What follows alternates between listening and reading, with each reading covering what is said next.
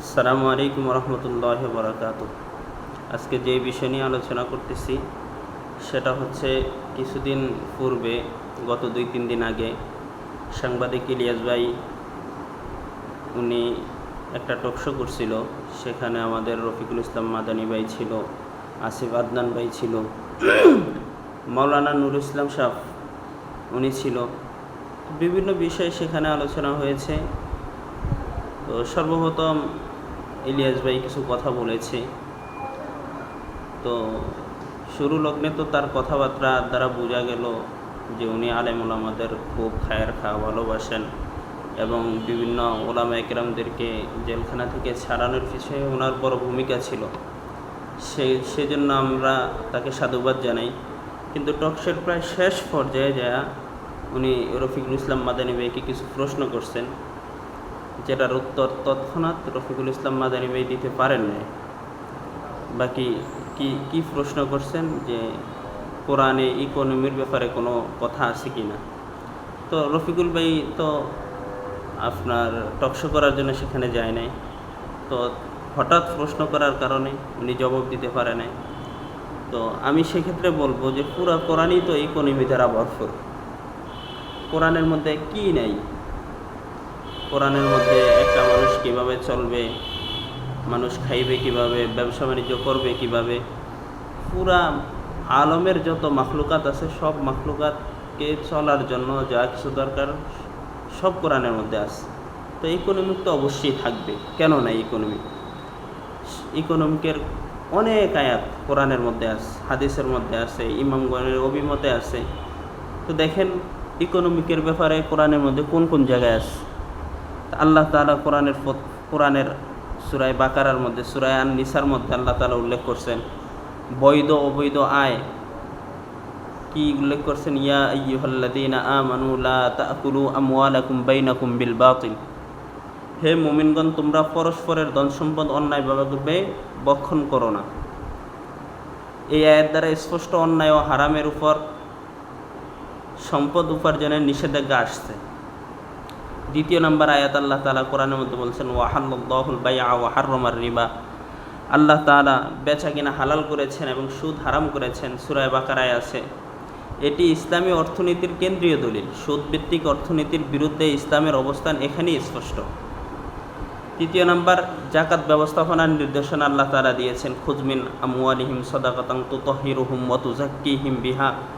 তাদের ধন সম্পদ থেকে সদকা গ্রহণ করো যাতে তুমি তাদেরকে তা দ্বারা পবিত্র ও পরিশুদ্ধ করতে পারো।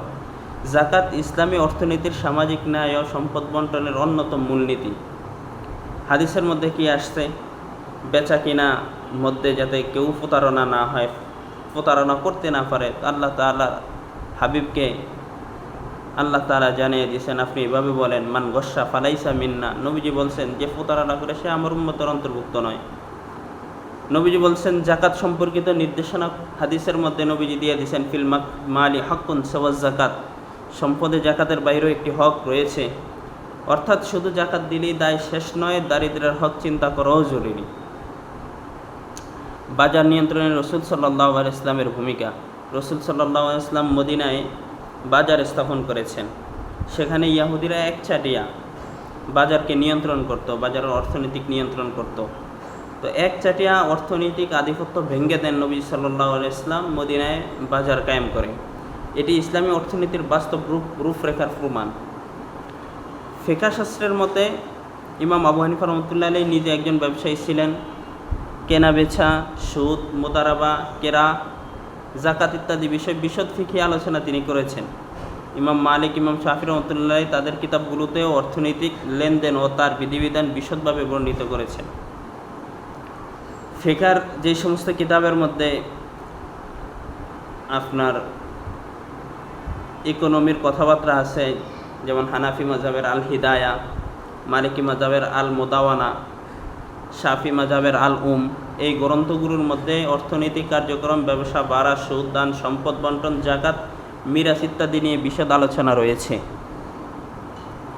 তাহলে ইকোনমিক সম্পর্কে পুরা কোরআনের মধ্যে, হাদিসের মধ্যে সমস্ত ফিকহিগণ ইকোনমিক সম্পর্কে আলোচনা বিশদভাবে করেছেন।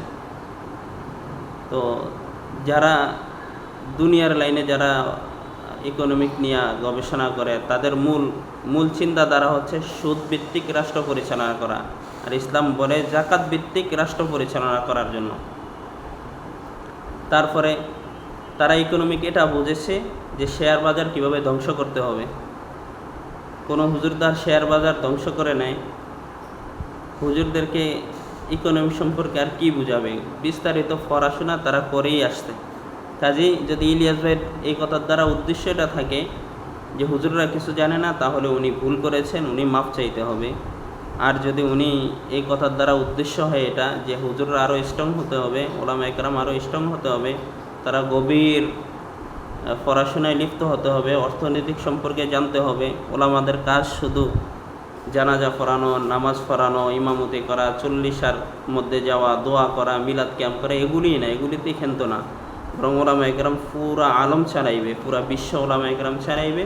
সেজন্য ওলামা একরামদেরকে খুব শক্তিশালী ভূমিকা নিয়ে আসতে হবে এবং পড়াশোনা খুব দীর্ঘায়িত করতে হবে, আরও পড়াশোনায় গভীর মনোযোগ দিতে হবে।